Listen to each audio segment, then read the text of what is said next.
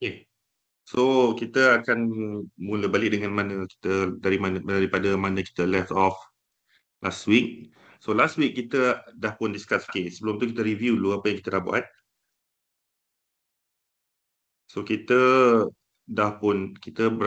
berada dalam topik principle of work and energy. Okay, so principle of work and energy, dan kita ada ini equation dia lah. U1, 2 sama dengan T2, iaitu initial work ni, initial airport kinetic energy plus dengan work done daripada mana? Daripada point 1 ke 2. Work done untuk menggerakkan satu partikel daripada point 1 to point 2 akan equal kepada dia punya final kinetic energy. Okay, dan kita ada 4 jenis work. Yang pertama iaitu work from constant force. Yang kedua, work from variable force. Yang ketiga, work from weight. Dan yang keempat, work from spring. Okay, dan initial kinetic energy kita akan diberi oleh half mv1 squared. Final kinetic energy kita ialah half mv2 squared. So ini yang kita dah discuss last week. Okay, so daripada ini apa yang implied dekat sini ialah work dan juga energy ini ialah interchangeable. Maksudnya work boleh menjadi energy dan energy boleh menjadi work done. Right? So itu ialah takeaway daripada sini. Okay, so untuk topik ni macam saya cakap, ini ialah keseluruhan yang kita discuss. Okay. So inilah yang kita dah discuss. Jadi, kemudian saya dah introduce sikit konsep of power and efficiency. Okay.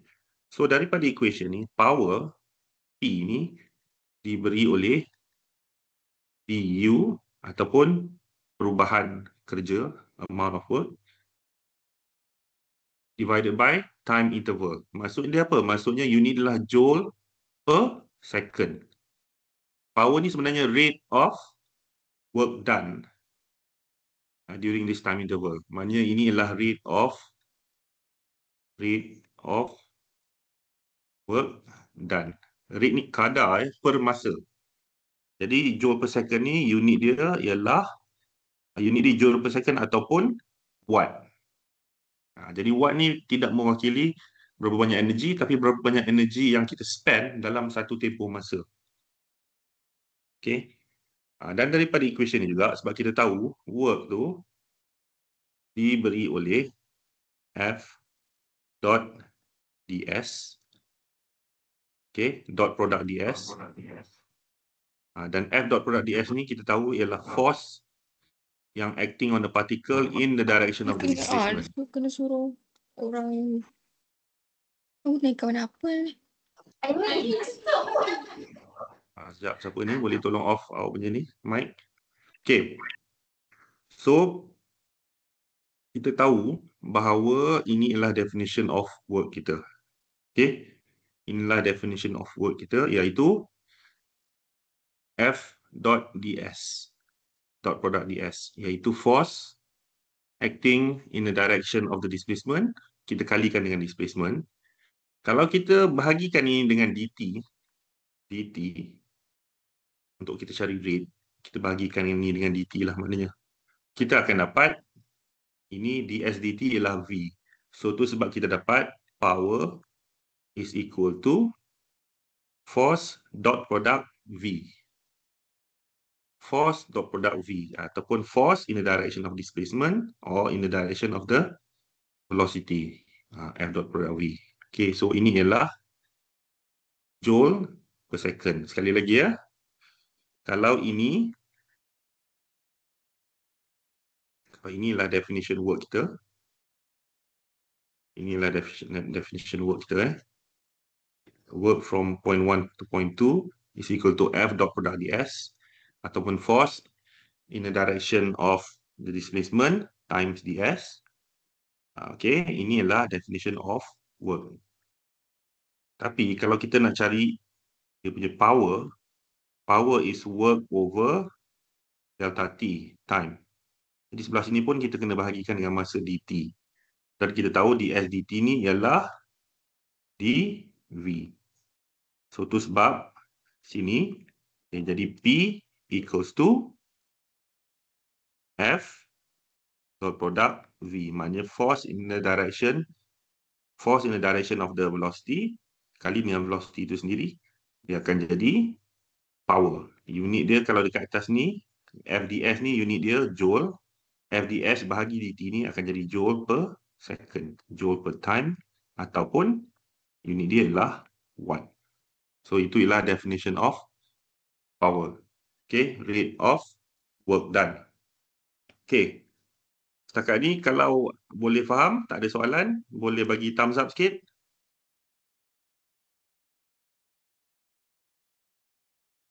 Kalau ada soalan boleh tanya.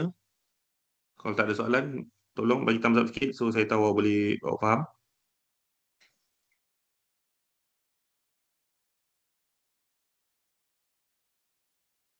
Okay. Kemudian itu ialah power and efficiency. Okay. Kemudian kita define ini pula. Power and kita define pula efficiency. Tadi itu power, tadi ialah P yang kita represent power. Okay. Sekarang kita tengok pula apa itu efficiency. Okay, efficiency itu kita ambil definition dulu.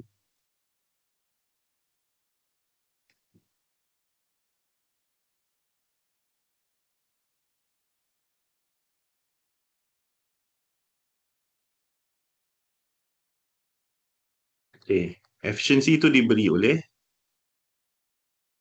simbol dia adalah epsilon, diberi oleh ni power input divided by power output. Okay. Dan dia juga, okay, kalau kita bagi dekat power input dia, katalah U12 over dt, input, input. Dan ini adalah power output dia, U12 over dt, power output. Kalau kita tulis macam ni, maksudnya kita boleh cancel out dt ni.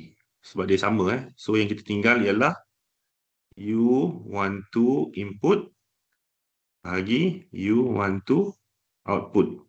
Okay, work input dibagikan dengan work output. Terbalik, sorry. Work output. Ni terbalik, sorry. Ni terbalik. Terbalik.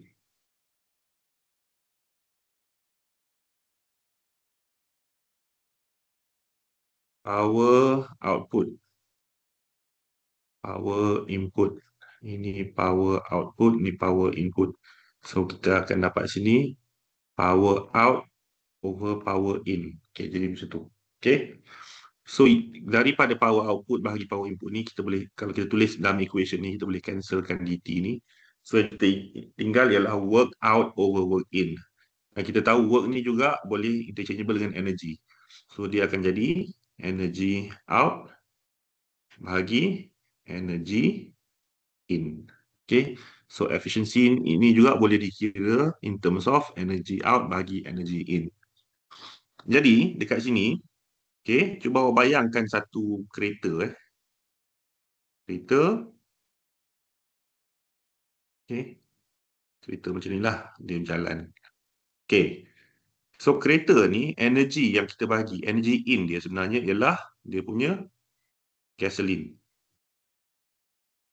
Berapa amount of gasoline yang kita isi ni, itu ialah amount of energy yang kita simpan. Inilah energy input dia. Inilah energy input dia. Inilah energy yang kita input ke dalam satu kereta. Dan energy tu yang kita akan gunakan untuk menggerakkan kereta tu. Okay? So, daripada kita punya gasoline ni, dia akan ditukarkan kepada macam-macam jenis energy. Dia akan jadi energy untuk aircon. Dia akan jadi energy untuk charge charge bateri. Bateri kalau kereta biasa pun ada bateri juga, bateri 12 volt, iaitu bateri untuk lampu dan sebagainya. Kita akan guna untuk on radio. Kita akan guna untuk dia punya control system, sensor dan sebagainya. Lampu, electronics lah, basically electronics. Kemudian kita akan gunakan juga untuk jalankan kereta. Untuk kereta berjalan. Dan juga kita ada heat losses. Heat losses ni daripada friction dan sebagainya. So, semua item ni ialah tenaga yang dimasukkan tu datang daripada energy input. Dan ini semua ialah energy output dia. Energy output dia. Okey? Dan yang paling penting sekali dalam kita menggunakan kereta ialah ni, untuk menjalankan kereta, menggerakkan kereta. Itu dia. Jadi, maknanya, kalau kita masukkan ke dalam gasoline ni, amount of energy dia ialah, katalah 100 joule. Jadi, paling maksimum pun yang boleh keluar output ialah 100 joule sahaja. Sebab itu je maximum amount of energy yang kita masukkan. Jadi kalau kita masukkan 100 joule, kita boleh guna 100 joule je. Kita tak boleh guna lebih daripada tu. Okey, itu konsep dia. Macam duit jugalah. Kalau kita dalam kita punya wallet tu, kita masukkan RM100, kita pergi kedai, kita boleh guna maksimum pun RM100. Kalau kita nak pakai RM110, maksudnya kita berhutang lah. Okey, dalam prinsip kereta ni, kita tak boleh hutang. Kita tak ada konsep pinjam energi tu daripada udara, nanti kita bayar balik, tak ada. So, kalau amount of gasoline yang kita masukkan ialah 100 joule, amount gasoline yang kita boleh keluar maksimum ialah 100 joule juga. Okay? Jadi, maksudnya, kalau output kita ni, kita menggunakan 100 joule ke 100-100-nya, maknanya tidak ada losses. Tidak ada losses. Efisiensi kita ialah 100 joule bahagi 100 joule. 100 bagi 100 sama dengan 1. Okay? Jadi, maknanya, bila efisiensi itu sama dengan 1, ini ialah situasi yang ideal. Situasi yang maknanya efisiensi yang paling maksimum yang kita boleh capai ialah 1. Okey, itu yang ideal. Tapi ideal ni bukan reality. Okey, bukan reality.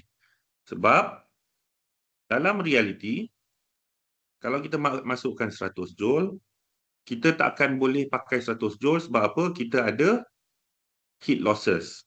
So, dekat sini kita akan ada output kita semua ni, dan kita ada satu lagi output tambahan ni, iaitu heat loss. Jadi katalah heat loss ni amount dia ialah 20 joule. Jadi output yang kita guna untuk kereta ni yang effective output lah, output yang berguna hanya 80 joule. Jadi efisiensi yang kita kira ni, maknanya energy output kita ialah sama dengan 80 joule. Yang ini 80 joule dibahagikan dengan input kita ialah 100 joule. So kita dapat 0.8. Jadi 0.8 ni adalah efisiensi untuk kereta kita. Kalau heat loss dia 20 joule. Maknanya 20 tu hilang. 20 tu kehilangan yang kita tidak boleh elak. Ini yang lebih realistik. Okay. Tapi in real life, efisiensi kereta ni most probably ialah 50%. Maknanya kalau kita masukkan 100 joule, hanya 50 joule sahaja digunakan untuk function kereta tu. Function kereta termasuklah aircon, charge bateri, radio, lampu, elektronik dia, sensors dia dan untuk berjalan. Lagi 50 joule tu hilang sebagai heat loss.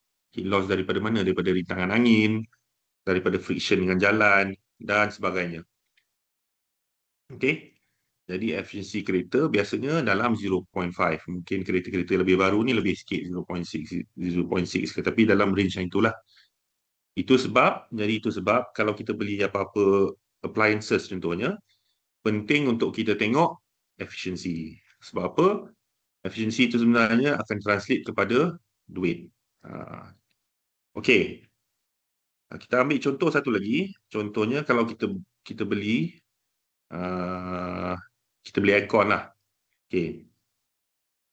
Kalau kita beli aircon kita beli aircon kita. AC. Okay. Jadi aircon ni, kita akan input dia ialah electricity. Okay. So input untuk aircon ialah electricity. Kita lah yang bayar electricity ni dengan rate yang kita bayar lah. Maknanya 1 kilowatt hour contohnya, mungkin 50 sen lah kata. Okay. Kemudian daripada aircon ni akan keluarlah udara sejuk. Okay. Cool air. Udara sejuk ni lah output kita. Output. Dan satu lagi output yang kita ada ialah heat losses. Heat losses ni heat yang datang daripada kompresor dan sebagainya lah. Ini pun termasuklah dalam output kita, tapi output yang tidak berkesan. Ini ialah losses.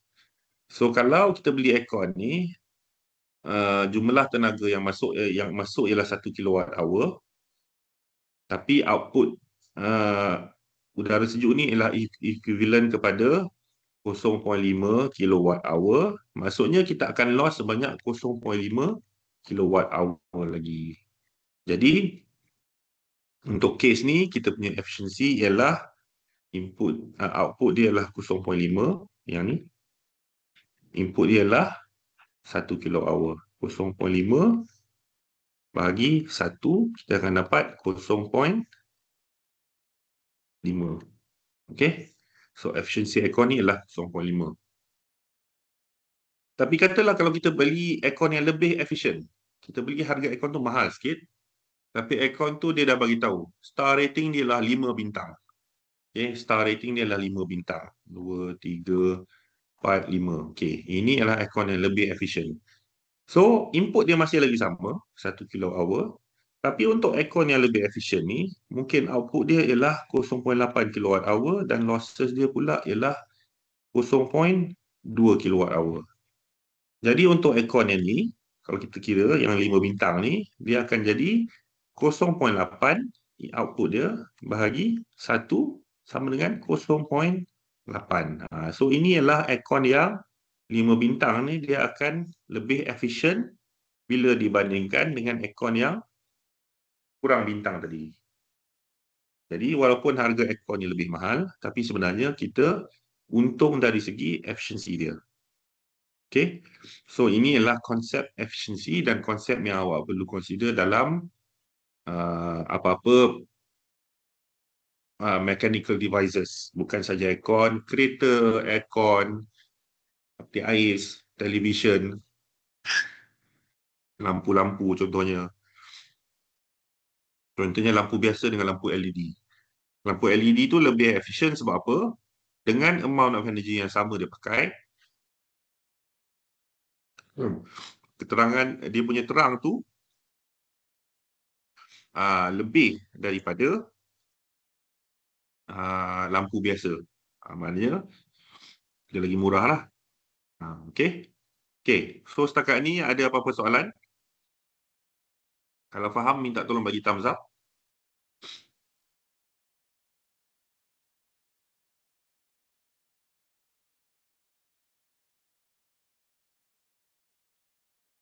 Ada soalan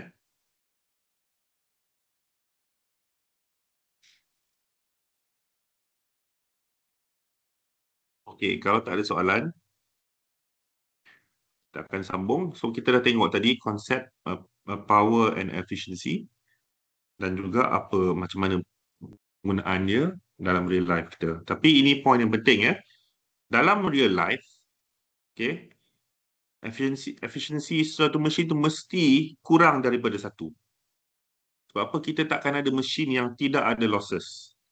Maknanya kalau mesin tu tak ada losses dekat sini, dia tidak ada losses, maksudnya barulah output dia boleh sama dengan input dia, iaitu 1. Yang menyebabkan sini akan jadi 1. Okay. 1/1 sama dengan 1. Okay. Ini ialah efisiensi yang ideal. Maksudnya tidak akan berlaku sebab dalam real life kita mesti ada losses. Cuma sebagai design engineer, kita akan fikir macam mana kita nak kurangkan losses ni. Apa mekanisme yang kita boleh guna untuk mengurangkan sebanyak mungkin losses yang ada. Mungkin guna, kalau untuk aircon ni mungkinlah guna lubrication ke, guna tu kompresor yang lebih efisien, kemudian guna heat insulator dan sebagainya. Okey. Ini kalau kita kurangkan losses kita, kita akan naikkan output kita dan kita akan increase efficiency kita. Itu ialah tugas engineer. Okey. Okey. Jadi untuk soalan power and efficiency ini sama juga prosedur of analysis dia. Kita hanya perlu tahu je apa itu definition power kita. Okay. Kalau kita boleh tengok contoh soalan ni.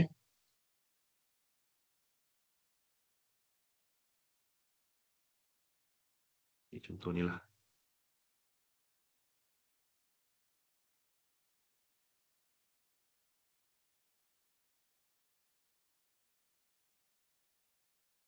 Okay. The man in figure 14-15, the man in figure pushes on the 50-kilogram crate with the force of 150 Newton. Determine the power supplied by the man when t equals to 4 seconds. The coefficient of kinetic friction between the floor and the crate is 0.2.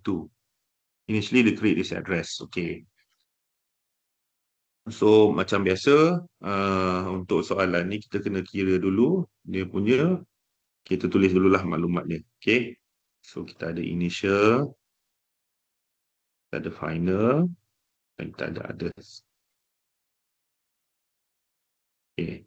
So, initially, okay. So, crate ni adalah 50 kilogram.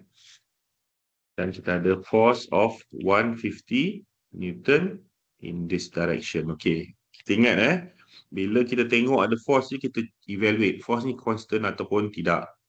Dalam soalan ni, dia dah bagi tahu 150 Newton. Jadi, ini adalah constant. Okay. So, dia nak cari determine the power supplied by the man when t equals to 4 second. T equals to 4 second. Ini adalah final punya time lah, T2. The coefficient of kinetic friction between the floor and the crate is mu k equals to 0.2. Initially, the crate is at rest. So, pada T sama dengan 0 second, velocity kotak ni adalah 0 meter per second. Dan dia nak cari power. Ini adalah apa yang dia nak cari. Power. Okay. So, soalan ni very simple. Sebab apa? Inilah kotak tu. Ini ialah force dia F equals to 150 Newton. Dan dalam soalan ni, force ni ialah constant. Okay. So, kita kena, kalau daripada equation kita, sebab dia nak cari power, so power is F dot V. F dot V. Dan kita tahu, velocity itu is in this direction. Okay, ini velocity of the crate. Location ni dulu sikit. The velocity of the crate is in this direction. V. Okay. Kemudian, ini kita kena tulis lah. Ini is the positive X direction, positive Y direction. Okay. Jadi persoalan yang dekat sini, bila kita nak cari P, kita dah tahu F ni apa. Okay. Kita dah tahu apa itu F. F kita ialah 150 Newton. Dan bila kita nak cari dot product, maksudnya dot product ni bermaksud ini ialah F cos theta V. Cos theta ni yang mana satu? Cos theta ni ialah, kita ingat hari itu, kalau F kita berada di sini, velocity kita dekat sini, F kita ialah angle antara force kita dan juga kita punya velocity. Okay, so ini angle yang kita nak cari. Dan kita diberi juga triangle ni. Contoh. 3, 4 dan juga 5. So, angle yang kita nak cari itu berada di sini. Berada di theta sini. Betul tak? Antara F dan juga V. Theta sini. So, maknanya dia samalah equivalent dengan theta di sini. So, dekat sini, cos theta ialah sebelahan bahagi hypotenuse. Okay. Sebelahan dia bahagi hypotenuse dia. So, cos theta ialah 4/5. So, kita tahu dekat sini, F kita tahu, F ialah 150. Cos theta ialah 4/5. Dan V. Okey, sekarang ni yang kita tak tahu ialah velocity V. Okey. So, soalan dia next ialah macam mana nak cari velocity V. Okey. So, dekat sini, kita tengok balik maklumat yang kita ada ialah T. Okey. Maklumat yang kita ada ialah T. Bermaksud, most probably kalau kita nak cari velocity, kita dah buat macam-macam cara. Okey. Dekat sini kita ada dua option lah. Yang kita nak cari ialah P ni. Okey. Yang kita nak cari ialah P.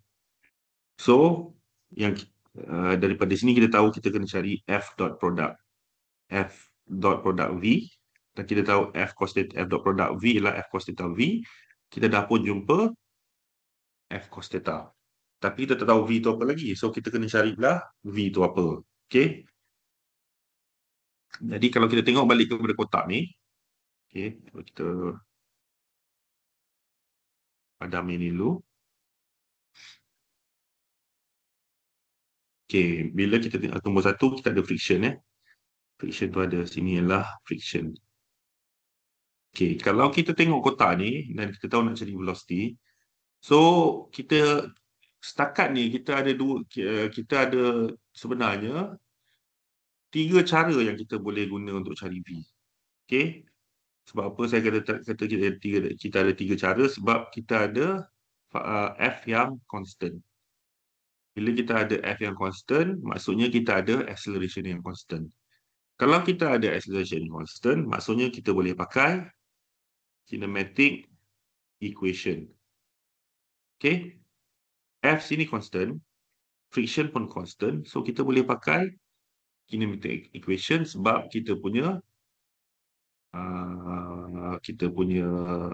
acceleration ialah constant. Tapi persoalan dia maklumat dia cukup atau tak cukup, itu je. Okey. So, maklumat yang kita ada dekat sini ialah sini, dia akan bergerak sini ke sini daripada point 1 ke point 2. Maklumat yang kita ada hanyalah velocity dia. V1 sama dengan 0 meter per second. Dan V2 sama dengan, ni kita tak tahu, kena cari. Ni V2, ni yang kita nak cari ni. Dan juga yang kita tahu ialah T1 sama dengan 0 second. T2 sama dengan 4 second. Kita tak tahu X. Kita tahu X1 sama dengan 0 meter, tapi kita tak tahu X2. So, kalau kita tak tahu X2, boleh tak kita cari menggunakan kinematic equation. Okay, so kita write down dulu kinematic equation kita. Okay, X sama dengan X0 tambah V0 X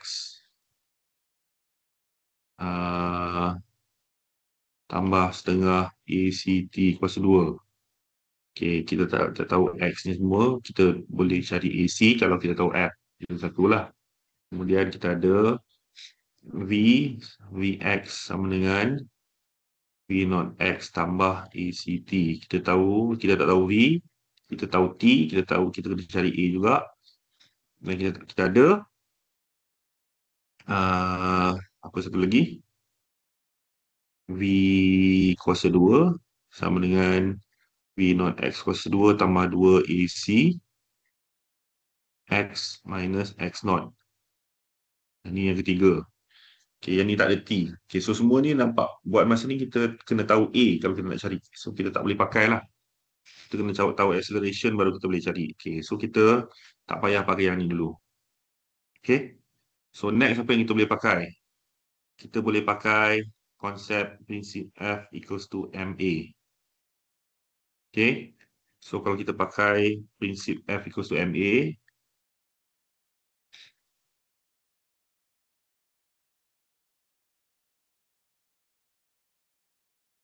kita akan tengok dekat sini, in the X direction, tahu tak F kita, boleh tak? So, kalau kita pakai, kita tahu, ni, F ni, 150 Newton ni in the X direction. Kita lihat dulu lah. Fx lah. Fx in the x direction. Kita tulis ni F equals to MAX. Okay. So kalau kita tahu Fx ni 150 ni in the x direction, tolak friction sama dengan M dV dt. Kalau kita bawa dt ke sini, kita akan dapat Fx tolak F friction kali dt sama dengan M dV. Dan kalau kita integrate, boleh tak kita cari daripada T1 ke T2, daripada V1 ke V2? Boleh. Sebab apa? Ni kita boleh cari, ni kita boleh cari. Ni kita tahu, ni yang kita nak cari. Dan kita tahu ini dan tahu ini. So, ini boleh diselesaikan. So, cara kita nak cari velocity sebenarnya adalah menggunakan F equals to MA. Okay, inilah prinsip yang sesuai untuk kita gunakan untuk mencari velocity. So, itulah yang kita pakai.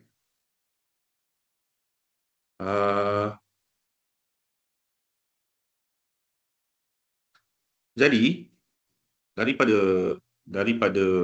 sini, okay, kita dah tahu, kita kena cari dulu apa itu F in the x direction dan kena cari friction. Dan kalau kita nak cari friction, kita kena buat F di dalam y direction. Okay, dalam kotak ni lah. So, kita akan ada sini, ni ialah mg, ini ialah n. Kita kena cari n dululah. So, daripada gambar ni, kita tahu ini ialah n tolak mg sama dengan kosong. Sebab apa? Tidak ada. Sorry, bukan n tolak mg sama kosong. Ini kita tulis balik. Satu lagi, kita kena ambil kira daya ini dulu. Force ni dulu. So, force ni ialah 150 Newton. Dan kalau kita lukis kotak dekat sini, kita gunakan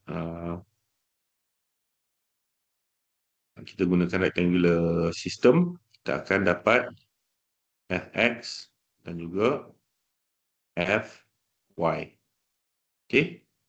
Dan kalau kita letak kita punya theta tu dekat sini, okay, kita akan dapat Fx sama dengan 150 cos theta. Dan cos theta pula akan jadi macam ni 3, 4 dan 5. Dan angle tu dekat sini. So cos theta ialah 4/5. Sin theta ialah 3/5. So daripada sini kita akan dapat 150 kali cos theta iaitu 4/5. So bolehlah kita dapat sini 120 Newton. Fy pula 150 sin theta. So 150 kali 3/5 dapatlah 90 Newton. Okay. So dekat sini Fx ialah 120 Newton, Fy ialah 90 Newton. 120 Newton, Fy ialah 90 Newton. So kalau kita pergi balik ke sini, Fy equals to MAY, kita akan dapat N, iaitu positive N direction. Okay. Yang ni N ni ke atas. Tolak mg. Kemudian tolak pula Fy. Yang ni direction Fy ke bawah ni sama dengan kosong sebab MAY ialah kosong. So dari sini barulah kita dapat N sama dengan Fy tambah mg. Dan Fy kita dah dapat dah 90 Newton. Tambah mass kita tadi ialah 50 kg kali 9.81. Okay. So daripada sini kita boleh kira lah. Kalau kita kira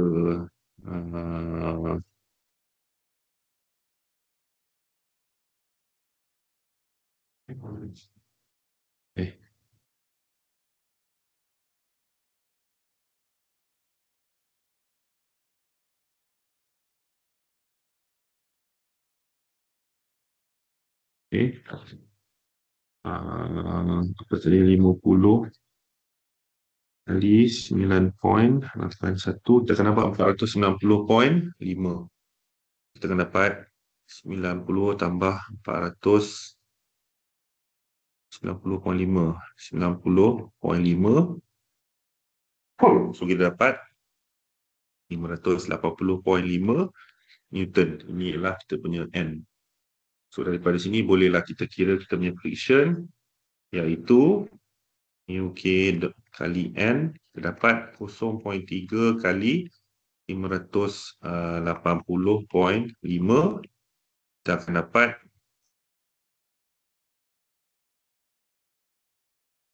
0.3 kali 180.5, 174.15 Newton. 174.15 Newton. Okay. So dekat sini friction kita ialah 174.15. So friction ialah 174.15. Okay. So daripada sini baru kita masukkan ke dalam sini pula. Okay. So F equals to MA. Maknanya kotak tu sekarang macam ni. Ini velocity dia. Ini Fx dia. Fx sama dengan 120 Newton. Okay. Ini kita kira tadi. Fx ialah 120 Newton. Dan juga kita ada friction yang menentang pergerakan dia sebanyak 174.15. 174.15 Newton. So F equals to MAX in the X direction. Kita dapat Fx ni 120 Newton tolak 174.15 Newton sama dengan M ialah 50 AX. Dan AX ni boleh ditulis sebagai dV dt. dV ni in the X direction lah, dV dx dt. Kita bawa dt ke sini, kita akan dapat macam ni 120 tolak 174.15 bahagi 50 dt sama dengan dv. Daripada T1 kosong, T2 ialah 4 second. Okay. T1 kosong, T2 4 second. Daripada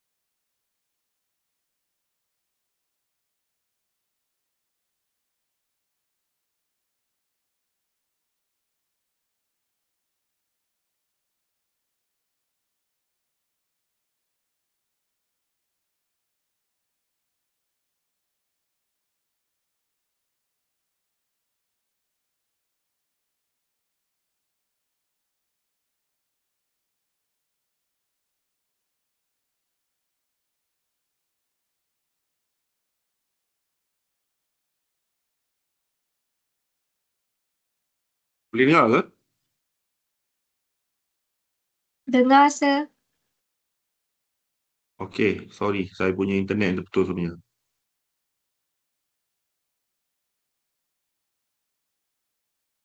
Okey, sekejap Sini saya takut ada salah kira sekejap Mass dia 50, 9.81.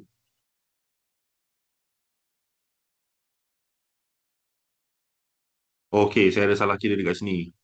Mu dia bukan 0.3, mu dia 0.2. Okey, sini 0.2.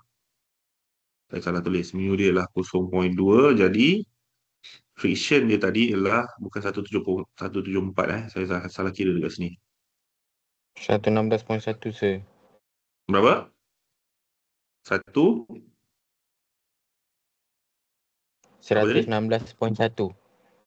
116.1 Okey, 116.1. So dekat sini kita kena tulis balik ini 116.1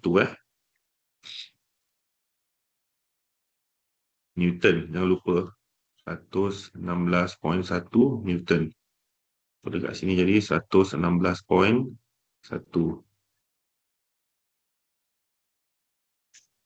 Ini pun 116.1. Okey. Ini baru logik sikit. So kalau kita kira dekat sini kita akan dapat 120 tolak 116.1 bagi 50. 0.078. 0.078 kali 4 tolak 0. Jadi macam inilah. So V2 ni sama dengan 0.078 kali 4. Kita akan dapat 0.312 meter per second. 0.312 meter per second. Ini velocity dia. Tengok sikit jawapan betul ke tak. 0.312 meter per second. Okey, betul lah. So bila kita dapat velocity, bolehlah kita masukkan dekat sini 150 kali 4 per 5 kali 0.312.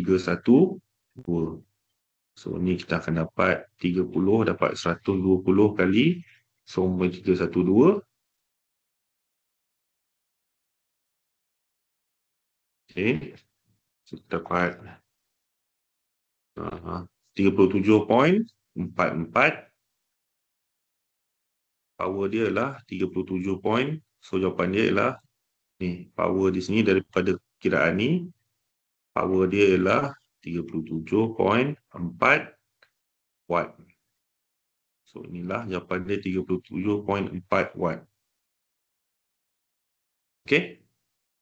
So itulah cara kita solve soalan ni. Hanya kita tahu dulu yang dia nak cari power. So kita tulis dulu power ni, equation ni. Power ialah F dot V vektor. F dot V ialah F cos theta V. Dan kita tahu F tu apa? Kita tahu cos theta, bolehlah cari ni dulu. Kemudian kita kena cari V. V kita tak tahu. Jadi macam mana nak tahu V? Kita kena fikir balik metod-metod yang kita dah belajar. Salah satunya ialah Newton second law, iaitu F equals to ma. So daripada F equals to ma, disebabkan kita ada friction, kita kena buat Y direction dulu. Daripada Y direction ni, kita dapat dia punya normal force N. Daripada normal force kita tahulah apa kita punya friction. Bila kita dah tahu friction, barulah kita masukkan F equals ma dalam X direction. Daripada sini, bolehlah kita cari velocity. Dan bila kita dah tahu velocity, kita patah balik kepada ini yang kita nak cari velocity ni tadi, dapatlah jawapan dia 37.4. Okey? So inilah keseluruhan jalan kerja dia lah. Skrin boleh nampak kan? Boleh saya boleh. Okey. Ada soalan tak?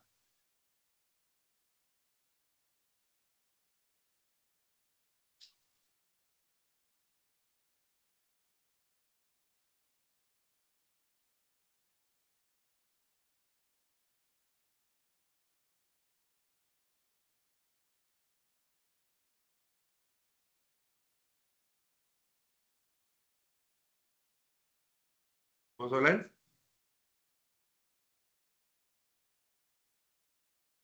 Okey, kalau tak ada apa-apa soalan, kita rehat dulu 10 minit. Kita rehat 7 minit lah. Kita akan start balik pukul 11 ya. Kita rehat dulu 7 minit. Sir, nak tengok sekejap sir jalan kira sir tadi. Saya nak tengok part lepas friction.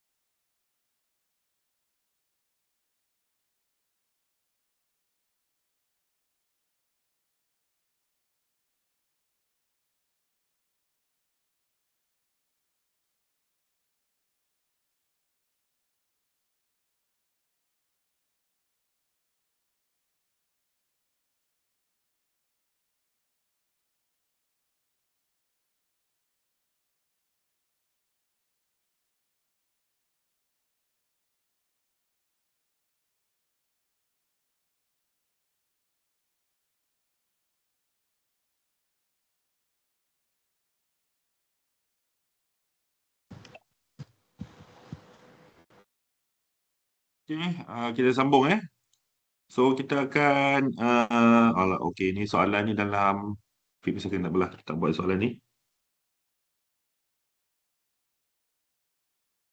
Nanti kita akan cari soalan-soalan lain. Tapi kita akan sambung dulu dengan topik seterusnya, iaitu conservative force dan juga non-conservative force. Sebelum tu semua orang boleh dengar ke? Boleh sir, boleh. Boleh sir. Okay, so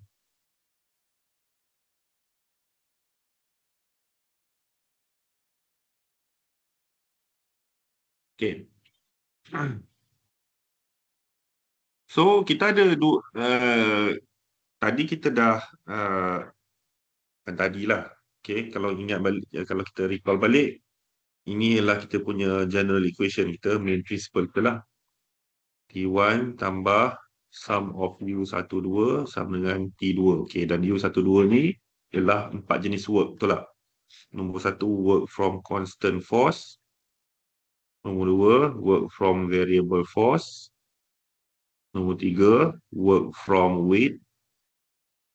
Dan yang keempat, work from spring. Okay, keempat ni lah. Okay, cuma satu dekat sini, spring ni, bila saya sebut spring, dia bukan semestinya spring. Dia boleh jadi benda-benda yang macam spring. Contohnya getah dan sebagainya. Sifat dia dengan spring tu sama je. Okay. Tapi, cuma kita ada empat-empat ni lah. Okay. Sekarang ni, kita define lagi daripada keempat ni, dua jenis ni.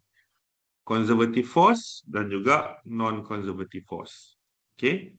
Jadi definition ni apa? Definition dia untuk conservative force ni ialah work of a force depends only on the force's initial and final position on the path. Maksudnya dia independent of the path. Okay? Contohnya weight, work of a weight, dan juga work of a spring. Okay. Jadi kita panggil work of a weight dan juga work of a spring ni sebagai conservative force. Sebab apa?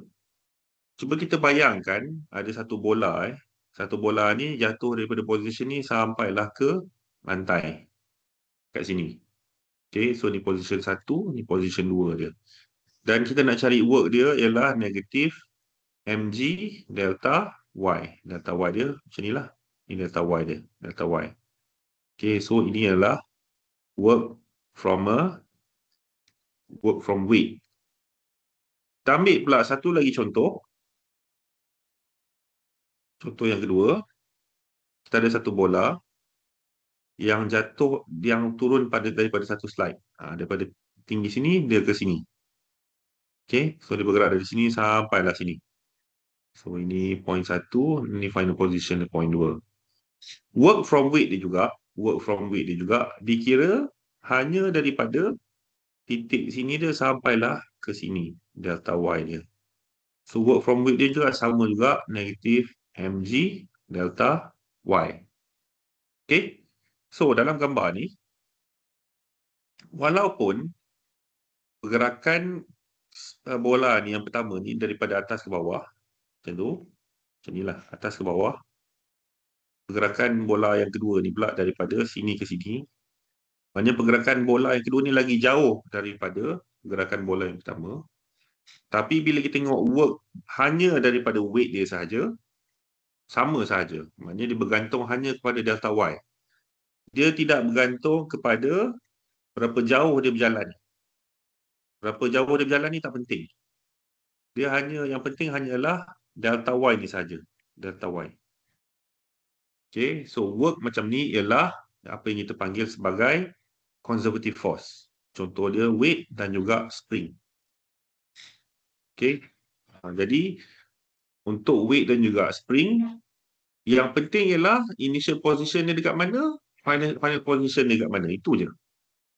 Apa yang berlaku di tengah-tengah tu, dia tak kisah.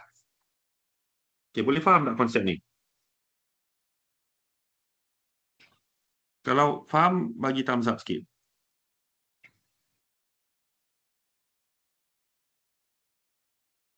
Kalau yang tak faham tu, boleh tanya dekat chat ni ke, boleh on mic tanya pun boleh, kat chat pun tanya. Kita nak awak nak faham dulu konsep conservative force ni. Ada tak soalan?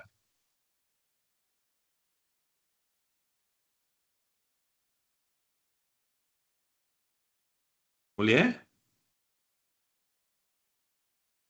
Okay, so itu ialah apa yang kita panggil sebagai conservative force. Non-conservative force ni pula ialah bila dia punya work tu depend pada path dia. Macam mana? Macam friction lah. Friction ni kalau lagi jauh dia jalan, lagi besar dia punya work. Jadi dia bergantung kepada path dia. Lagi pendek dia berjalan, lagi sikit dia punya work dia. So bila dia bergantung pada path dia sahaja, dia bukan conservative force. So dia non-conservative force. Jadi untuk contoh kita ni, conservative force tu ada dua. Nombor satu, work of a weight dan work of a spring. Sebab work of a weight dengan work of a spring ni hanya depend kepada vertical displacement. Work of a weight ni hanya depend pada vertical displacement je. Dia tak kisah berapa dia jalan berapa panjang jauh pun. Yang kita ambil kira hanya delta y, hanya dia punya displacement of the weight. Dan juga work of a spring pun sama.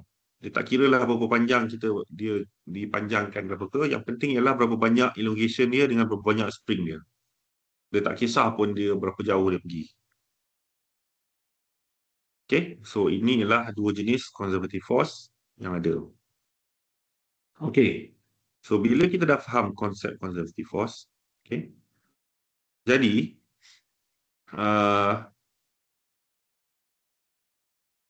ini kinetic energy, okay, tak apa.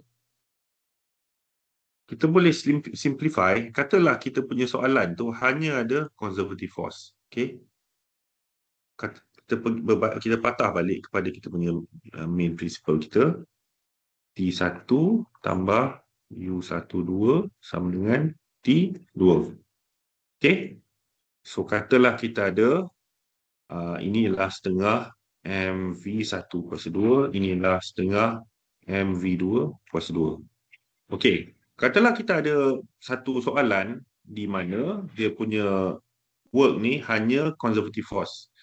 Maknanya hanya ada weight dan juga spring. Hanya ada kedua-dua ni saja, tak ada yang lain So work from weight dekat sini, work from weight ialah negatif mg y2 tolak y1.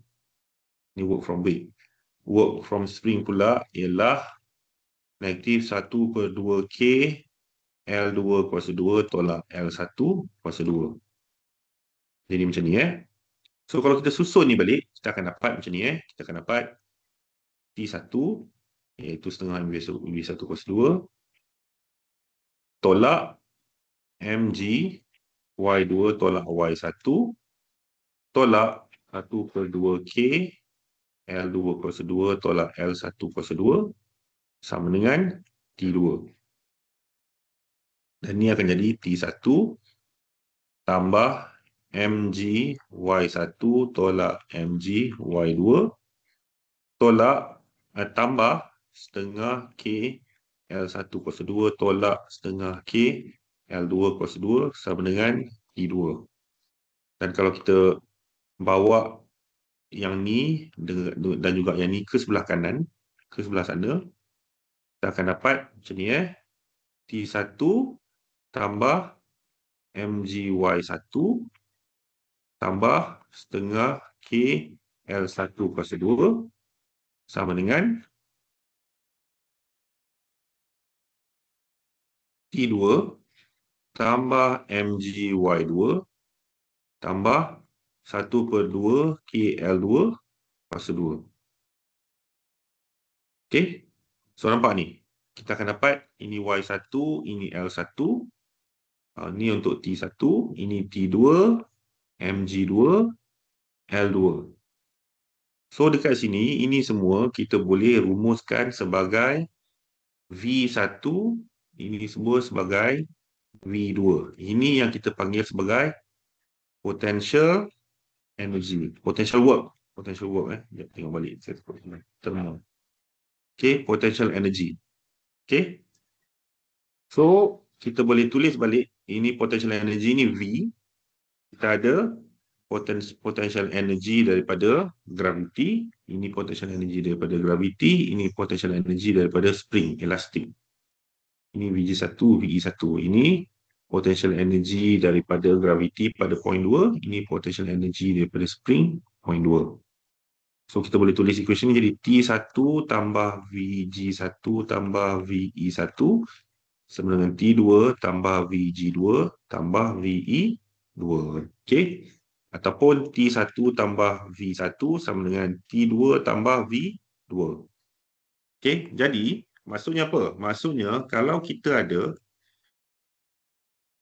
soalan di mana dia punya work ni hanya datang daripada conservative forces iaitu weight dan juga spring, kita boleh terus guna equation yang ini.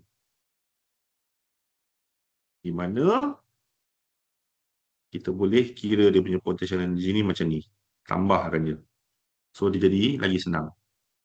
Okay, dia simplified version of principle of work and energy punya equation. Cuma benda tu sama je dengan benda yang kita buat daripada sini. Dia datang daripada sini. So, kalau kita pakai method yang ni pun dan kita pakai kedua-dua equation pun, dia akan mendapat jawapan yang sama. Okay. Jadi maknanya benda ni masih lagi benda dengan sama yang kita dah buat, iaitu principle of work and energy. Cuma kalau kita tahu dia hanya ada weight dan juga spring saja, kita tahu kita boleh simplify terus kita boleh pergi kepada yang ini. Okay, di mana T1 dengan T2 ni samalah. Ini ialah setengah MV1 kuasa 2, ini ialah setengah MV2 kuasa 2. Okay, boleh faham tak konsep ni? Maksudnya ini benda sama yang kita dah buat. Cuma kita boleh simplify kalau kita tahu yang ada dekat situ hanya spring dan juga weight. Okay, boleh faham tak? Kalau faham tolong bagi thumbs up.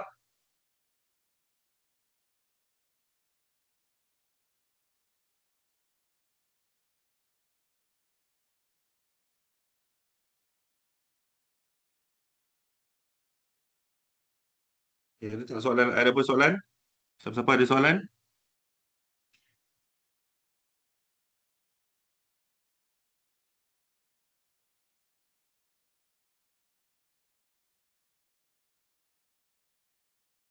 Okey, kita ada soalan Okey. So,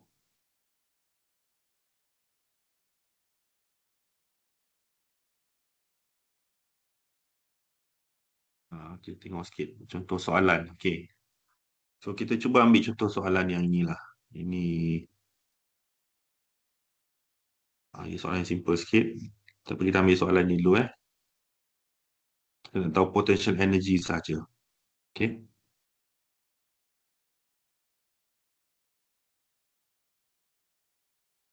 Determine the potential energy of the block that has a weight of 100 Newton. Okay, so dia bagi tahu weight dia. Maknanya, untuk soalan ni, weight dia 100 Newton. So, mg dia sama dengan 100 Newton. Okay, so ni datum dia dan positif ke atas. Ini kena ingat datum dan positif ke atas ni mesti sama. Maknanya dekat sini kalau datum dia sendiri positif ke atas, Y1 ni sama dengan 0 meter, Y2 ni sama dengan 2 meter. Macam itulah lebih kurang sorry, Y1 ni sama dengan 2 meter. Sini Y1, sini Y2. Y1 ni 2 meter, Y2 ni 0 meter. Dia turun atas ke bawah. Jadi, bila kotak ni berada di sini, okay, potential energy ialah VG. Sebab apa G? Sebab gravity. VG pada sini, pada point 1 ni, sama dengan mg kali Y1. mg Y1. Negatif dia di ke bawah. Kalau dia tak ada negatif pun, dia jadi positif mg Y1. Saya dah padam tadi, tapi dia positif mg Y1 Dia bukan negatif dia tak ada negatif.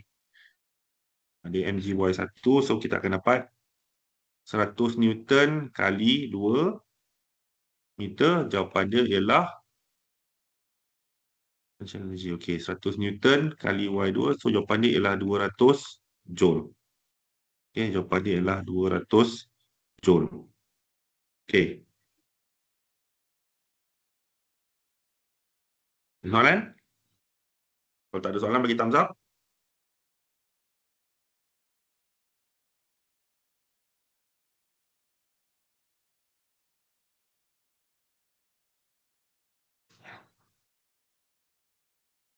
Okey, kalau tak ada soalan, kita pergi kepada yang kedua. Okey,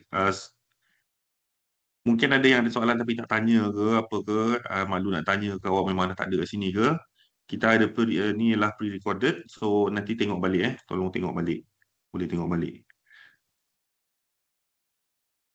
Ini bukan pre-recorded, sorry. Inilah recorded. So, sesi ni awak boleh tengok balik. Ini soalan kedua. Okay, sekali lagi, dia nak cari potential energy dia.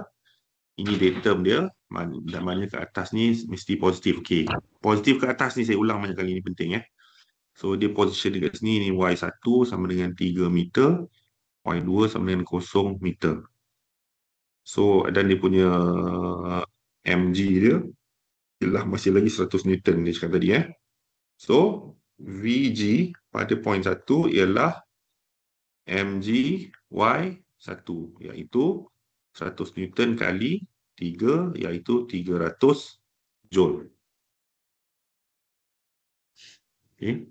Jawapan dia lah 300 Joule. Ada soalan? Okay. Thumbs up sikit kalau okay.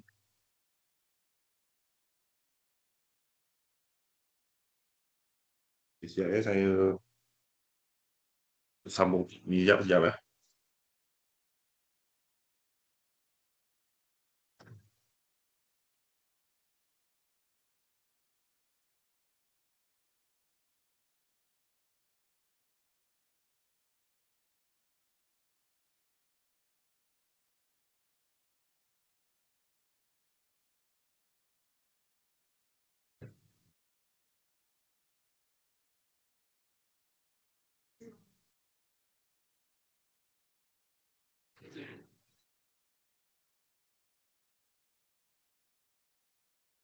Okay. Soalan seterusnya.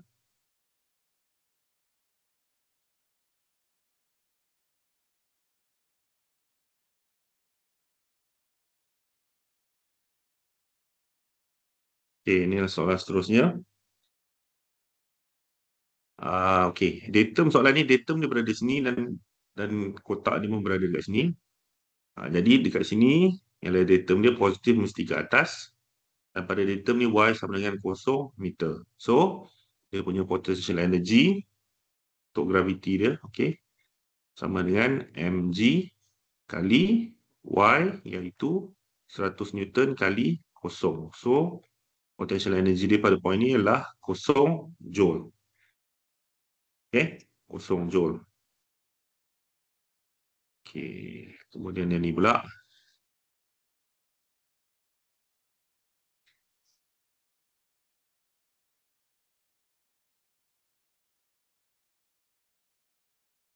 Okey. Potential energy in the spring that has an unstretched length of 4 meters. Okey. Untuk spring pula, dia punya unstretched length ni ialah 4 meter. Okey. Jadi kita kena kira dulu berapa panjang dia sekarang ni. Pada position ni, nampak ni dia bagi 3, 4. Maknanya dia segitiga macam ni Segitiga, 3 dan juga 4. Maknanya panjang ni ialah 5 meter. 3 meter, 4 meter, maknanya panjang ni adalah 5 meter. Dan panjang dia unstretched ialah 4 meter. Jadi kalau spring ni unstretched, panjang dia ialah sini ke sini ialah itu 4 meter. Jadi dalam situasi ini, spring ni dipanjangkan sebanyak 1 meter. Okey, jadi dalam ni L1 dia ialah 1 meter ni. Jadi panjangkan sebanyak 1 meter. Jadi potential energy daripada spring ni pada position 1 ialah setengah K L1 kuasa 2. Ingat untuk potential energy ni dia tak ada negatif apa, dia positif saja, semua positif. So kita akan dapat setengah K dia ialah 10 Newton per meter kali 1 kuasa 2, kita akan dapat 5 Joule. So potential energy dekat sini ialah 5 Joule. Okey, 5 Joule. Okey, ada soalan tak yang ni? Ada soalan? Boleh? Okey. Kemudian Tengok soalan ni pula.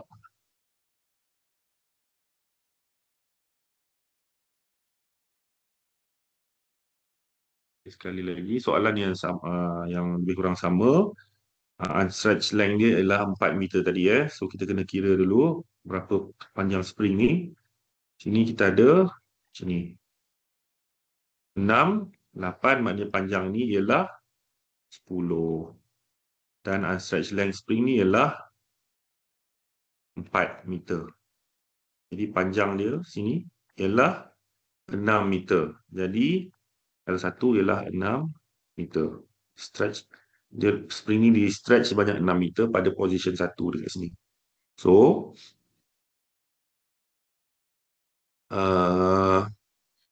potential energy daripada spring saja VE1.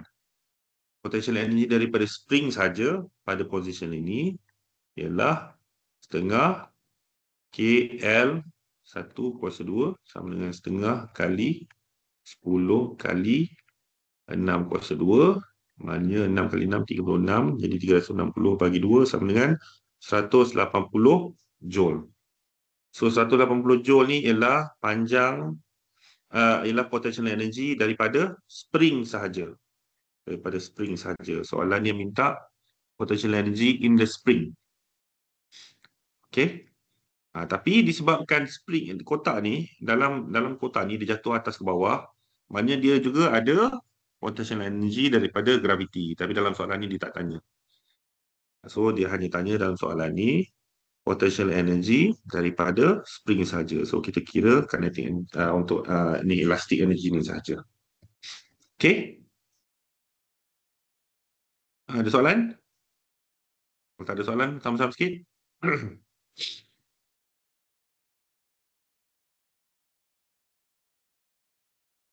Okay.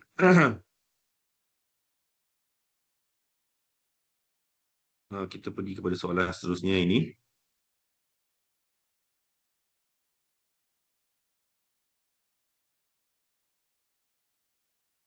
Okay. Sekali lagi.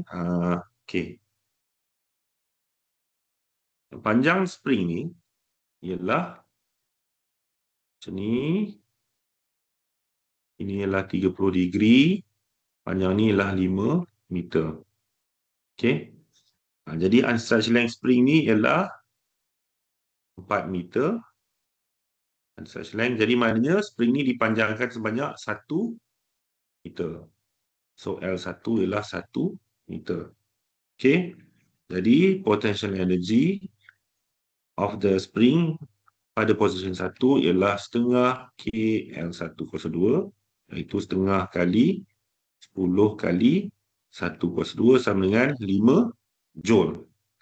Okay, so potential energy of the spring pada position 1 ini ialah 5 joule. 5 joule. Okay.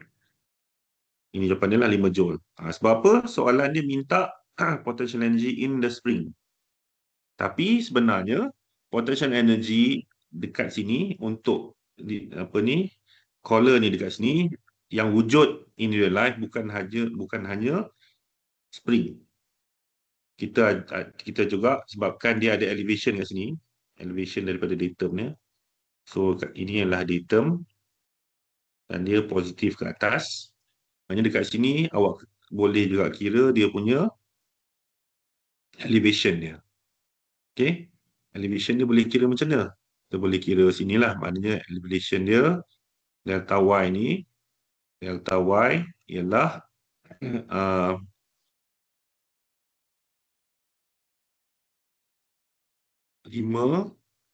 sin 30.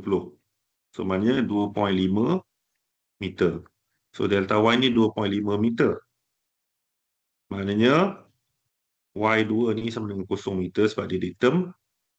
Y1 dekat sini sama dengan 2.5 meter. Jadi kalau kita jawab soalan ni for real, maknanya bukan hanya mencari potential energy dalam spring, kita juga kena consider potential energy daripada graviti pada point 1, iaitu M kali G kali Y1, iaitu M kali G kali 2.5 meter joule. Kena kira juga. Kalau dia minta lah, dalam soalan ni dia tak minta, so kita tak kira. Tapi kalau ada, maknanya kedua-dua ni wujud untuk caller ni. Okay? Okay, ada soalan tak?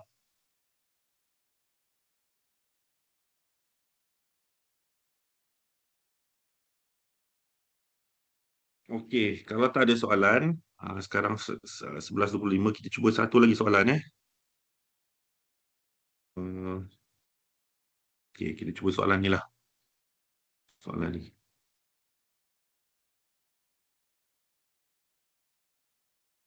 Soalan ni ialah representative of concept ni lah. Okay. The 2 kilogram collar is given a downward velocity of 4 meter per second when it's at A. Okay, so kita ada tulis ni, kita ada initial, final dan juga others.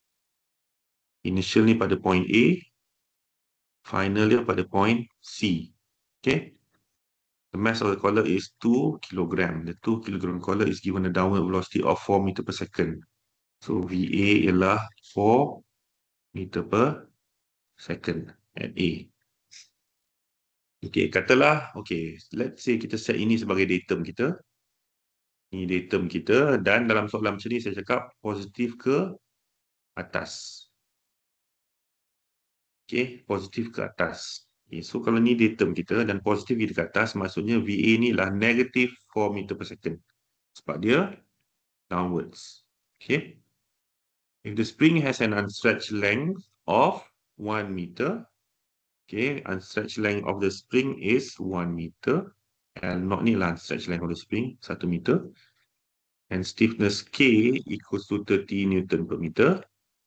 Determine the velocity of the collar at S equals to 1. Dekat sini So, bila dekat sini S equals to 1 meter. Maksudnya dekat sini, kalau position datum kita ialah Y A sama dengan 0 meter, YB ialah negatif 1 meter. Kalau dekat sini, kita tulis macam ni supaya kita jelas. Kalau dekat sini Y A sama dengan 0 meter, maknanya dekat sini YB sama dengan negatif 1 meter. Sebab apa? Positif ke atas. Okay. So YB ialah negatif 1 meter, atau dekat sini S ialah 1 meter, SB. Ini SA sama dengan 0 meter. It's the same thing, tapi it makes more sense bila kita tulis macam ni, supaya kita tak salah bila kita guna kita punya kiraan tu nantilah. Okay. Sir. Okay. So daripada sini, okay, sebelum tu semua boleh dengar lagi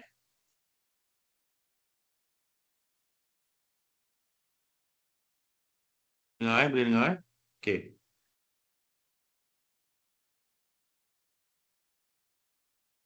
Alif Ashraf ni, awak angkat tangan tu ada soalan ke awak? Boleh dengar. Ya. Y untuk final tu YB ke YC? Oh, YC. Sorry, YC. Gambi YC. Betul-betul. Terima kasih. YC, point C, YC. Ni baru betul. Okay, terima kasih. Betul. YC. Okay, so inilah soalan dia lah. Okay. Bila awak tengok soalan ni, kita tahu je soalan ni sebenarnya ialah principle of work and energy. Cumanya, disebabkan kita tengok dalam ni, kita tak ada force lain. Kita hanya ada spring dengan weight. So, kita bolehlah simplify dia menjadi T1 tambah VG1 tambah VE1 sama dengan T2 tambah VG2 tambah VE2. Jadi macam tu. Okay. Lepas tu, kita masukkan je dekat sini maklumat dia. Cuma kita kena kira dululah. Dekat sini kita nak tahu dulu. Okay. Kalau dekat sini spring dia panjang, okay, panjang dia dekat sini 2 meter. Sini 1 meter, jadi berapa ni? 2, 1. Ni apa panjang dia? Kena tahu dululah sebab kita nak tahu panjang spring dekat sini. So, dekat sini, ini position A, ini position C. Position C, Okay, kalau dia bagi tahu tu unstretched length spring inilah 1 meter, maknanya ini adalah panjang spring untuk unstretched 1 meter. Maknanya panjang spring tu dekat sini ialah stretch length dia 1 meter. So dekat sini tulis dulu L1 ni sama dengan 1 meter. Sebab dekat sini spring ni dipanjangkan sebanyak 1 meter. Pada position C pula, unstretched length dia 1 meter dekat sini. Stretch length ni berapa? Kita kena kira dululah. So panjang sini, panjang inilah LC ni. LC sama dengan punca kuasa 2 kuasa 2 tambah 1 kuasa 2 sama dengan punca kuasa 5. Okey. So LC ni panjang dia punca kuasa 5. Jadi maknanya panjang spring ni pada point L ini LA. LC ni ialah punca kuasa 5 tolak 1. Apa punca kuasa 5 tolak 1 ni nanti kita kira lah. Punca kuasa 5 tolak 1. Okey. So ini panjang sini. Panjang sini. Panjang sini ialah punca kuasa 5 tolak 1. Itu ialah pemanjangan spring pada point C. Okay, so bila kita dah tahu semua maklumat ni, bolehlah kita masuk dekat sini. Yang kita nak cari ialah apa tadi? Determine the velocity. Dia nak cari velocity, tak tulis ni. So kita nak cari velocity dekat di sini. Apa? Ini kita punya fokus kita lah. Okay, so kita tulis ni setengah mv1 kuasa 2 tambah mgy1 tambah setengah kl1 kuasa 2 sama dengan setengah mv2 kuasa 2 tambah mgy2 tambah setengah kl2 kuasa 2.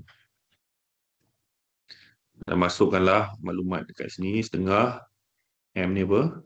2 kilogram. 2 kilogram. V1 ialah -4. So -4 kuasa 2 tambah 2 kali 9.81 tambah Y1. Di term kita ialah kosong. Okay. YA ialah kosong. 1 ni saya refer kepada A lah sebenarnya. A. Inilah C.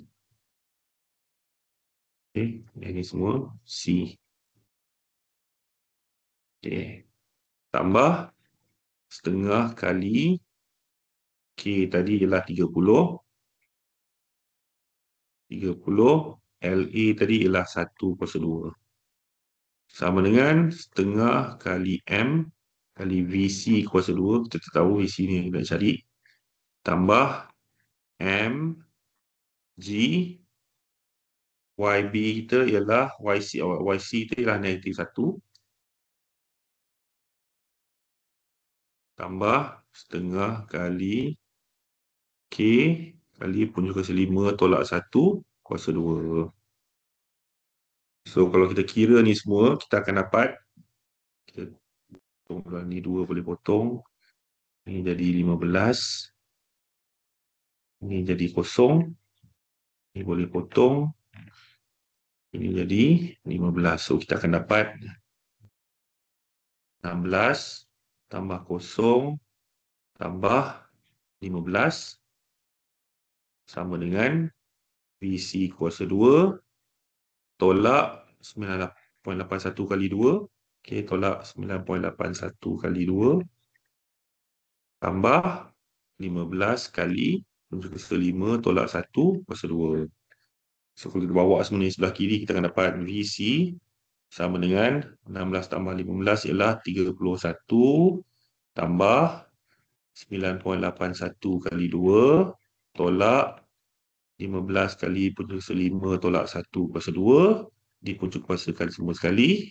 Kita akan dapat, kita boleh kira lah.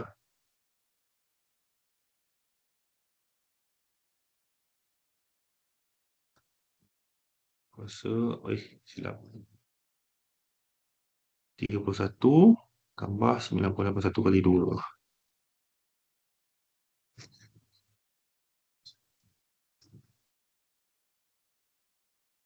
Tambah tolak 15 kali 5 tolak 1 kuasa 2. tolak 15 kali 5 tolak 1 kuasa 2. 5.26. So, kita akan dapat 5.26 meter per second. Okay. So, maknanya velocity pada point C ni ialah 5.26 meter per second. Okay. So, jalan kerja yang kita buat ni dah dimudahkan bila kita tahu kita boleh gunakan ini. Prinsip conservative forces ni. Kita tahu macam mana sebab kita dah tengok dekat soalan ni, kita tahu tak ada force lain. Yang ada hanya weight dan juga spring. Cuma yang kita kena tentukan inilah. Datum kita. Datum kita set dekat sini. Datum kita positif ke atas. Jadi pada datum ni Y sama dengan 0. Pada Y sini lah negatif 1 lah. Sebab positif ke atas. Ni semua tanda-tanda negatif ni. Mana ini yang kita kena tentukan dan juga panjang spring kita. Setelah kita dah buat panjang spring, kita tinggal masukkan dia dalam equation ni tadi. Okey, ada soalan tak untuk ini?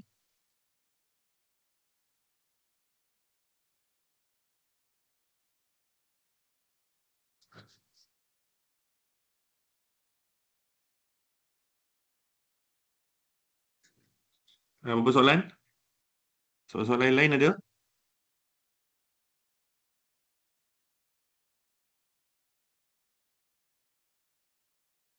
Okey. Kalau tak ada soalan, sekarang dah pukul 11 sampai 11.40. So, kita akan tamat